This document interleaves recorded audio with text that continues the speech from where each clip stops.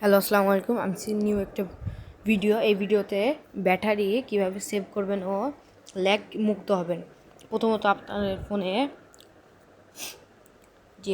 যেসব অপ্রয়োজনীয় অ্যাপসগুলো ব্যবহার করেন না ওগুলো ডিলিট মারবেন।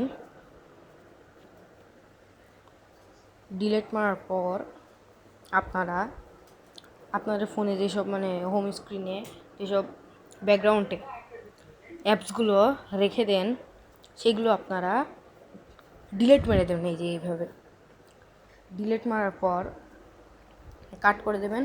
তারপরে আপনারা যেসব অ্যাপসগুলো একদমই আপনারা ব্যবহারই করেন না ওই অ্যাপসগুলো আপনারা সব ডিলিট মেরে দেবেন, বুঝছেন? ডিলিট মারার পর আপনারা দেখবেন আপনাদের ফোন ল্যাগ করবে না। তারপরে ব্যাটারি একদম ব্যাকআপটা অনেক দিনই পাবেন। দেখবেন আপনার ফোন আগে 10 মিনিট চলতো, এখন আধা ঘন্টা চলে। আচ্ছা, এই ভিডিওটা ভালো লাগে ভালো